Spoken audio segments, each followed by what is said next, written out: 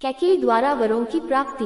उल्लासित महाराज दशरथ ने शीघ्रातिशीघ्र राजकार्यों को संपन्न किया और राम के राजतिलक का शुभ समाचार सुनाने के लिए अपनी सबसे प्रिय रानी कैकेयी के प्रासाद में पहुँचे। कैकेयी को अपने महल में न पाकर राजा दशरथ ने उसके विषय में एक दासी से पूछा। दासी से ज्ञात हुआ कि रुष्ट होकर महारानी कैकेयी कोप भवन में गई है। महाराज चिंतित हो गए। उन्होंने कोप भवन में जाकर देखा कि उनकी प्राणप्रिया मलिन वस्त्र धारण किए, केश बिखराए, भूमि पर अस्त व्यस्त पड़ी है। उनकी इस अवस्था को देखकर आश्चर्यचकित राजा दशरथ ने कहा, प्राणेश्वरी, मुझसे ऐसा क्या अनिष्ट हुआ है कि क्रुद्ध होकर तुम कोप भवन में आए हो? यदि तुम किसी बात से दुखी हो तो मुझे बताओ, मैं तुम्हारे कष्ट का निवारण अवश्य करूँगा। महाराज के इस प्रकार मनोहार करने पर कैकेयी बोली, प्रणाम, मेरी एक अभिलाषा है, किंतु यदि आप उसे पूरी करने की शक्तिपूर्वक प्रतिज्ञा करेंगे तभी मैं आपको अपनी अभिलाषा के विषय में बताऊंगी। महाराज दशरथ ने मुस्कुराते हुए कहा, केवल इतनी सी बात के लिए तुम कोप भवन में चली आई हो?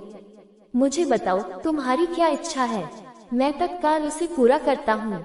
इस पर कैकेयी बोली, महाराज, पहले आप सौगंध लीजिए कि आप मेरी अभिलाषा अवश्य पूरी करेंगे। इस पर महाराजा दशरथ ने कहा, हे प्राण प्रिय, इस संसार में मुझे राम से अधिक प्रिय और कोई नहीं है। मैं राम की ही सौगंध लेकर वचन देता हूँ कि तुम्हारी जो भी मनोकामना होगी उसे मैं तत्काल पूरी करूँगा। महाराज सौगंध लेने से आश्वस्त हो जाने पर कैकेयी बोली, आपको स्मरण होगा कि देवासुर संग्राम के समय आपके मूर्छित हो जाने पर मैंने आपकी रक्षा की थी और प्रसन्न होकर आपने मुझे 2 वर देने की प्रतिज्ञा की थी। उन दोनों वरों को मैं आज मांगना चाहती हूँ। पहला वर तो मुझे ये दे कि आप राम के स्थान पर मेरे पुत्र भरत का राजतिलक करें, और दूसरा वर मैं यह मानती हूँ कि राम को 14 वर्ष के लिए वन जाने की आज्ञा दें। मेरी इच्छा है कि आज ही राम वनकल पहनकर वनवासियों की भांति वन के लिए प्रस्थान करें।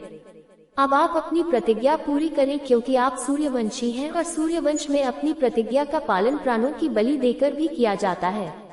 कैकेयी के इन वचनों को सुनकर राजा दशरथ का हृदय चूर चूर हो गया। उन्हें असह्य पीड़ा हुई और वे मूर्छित होकर गिर पड़े।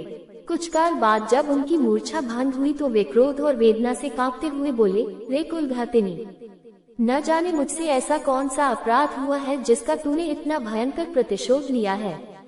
पतिते, नीच, राम तो तुझ पर कौशल्या से भी अधिक श्रद्धा रखता है, फिर भी तू उसका जीवन नष्ट करने के लिए कटिबद्ध हो गई है। प्रजा को अत्यंत प्रिय राम को बिना किसी अपराध के मैं भला कैसे निर्वासित कर सकता हूँ? तू अच्छी तरह से जानती है कि मैं अपने प्राण त्याग सकता हूँ, किंतु राम का वियोग नहीं सह सकता। मैं तुझसे विनती करता हूँ कि राम के वनवास की बात के बदले तू कुछ और मांग ले। मैं तुझे विश्वास दिलाता हूँ कि मैं तेरी मांग अवश्य पूरी करूँगा। महाराज दशरथ के इन दीन वचनों को सुनकर कैकेयी तनिक भी द्रवित नहीं हुई। वह बोली, राजन, ऐसा कहकर आप अपने वचन से हट रहे हैं, यह आपको शोभा नहीं देता। आप सूर्यवंशी हैं, अपनी प्रतिज्ञा पूरी कीजिए। प्रतिज्ञा से हटकर स्वयं को और सूर्यवंश को कलंकित मत कीजिए। आपके द्वारा अपना वचन नहीं निभाए जाने पर मैं तत्काल आपके सम्मुख ही विष पीकर अपने प्राण त्याग दूंगी। यदि ऐसा हुआ तो आप प्रतिज्ञा भंग करने के साथ ही साथ स्त्री हत्या के भी दोषी हो जाएंगे। अतः उचित यही है कि आप अपनी प्रतिज्ञा पूरी करें। राजा दशरथ बारंबार मूर्छित होते रहे और मूर्छा समाप्त होने पर कातर भाव से कैकेयी को मनाने का प्रयत्न करते रहे। इस प्रकार पूरी रात बीत गई।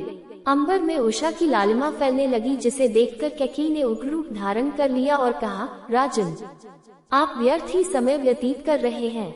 उचित यही है कि आप तत्काल राम को वन जाने की आज्ञा दीजिए और भरत के राजतिलक की घोषणा करवाइए। सूर्योदय हो जाने पर गुरु वशिष्ठ मंत्रियों के साथ राजप्रासाद के द्वार पर पहुँचे और महामंत्री सुमंत को महाराज के पास जाकर अपने आगमन की सूचना देने के लिए कहा। कैकेयी एवं दशरथ के संवाद से अनजान सुमंत ने महाराज के पास जाकर कहा, हे राजाधिराज, रात्रि का समापन हो गया है और गुरु वशिष्ठ का आगमन भी हो चुका है, अतएव आप शया त्याग कर गुरु वशिष्ठ के पास चलिए। सुमंत के इन वचनों को सुनकर महाराज दशरथ को पुनः असह्य वेदना का अनुभव हुआ तथा वे फिर से मूर्छित हो गए। उनके इस प्रकार मूर्छित होने पर कुटिल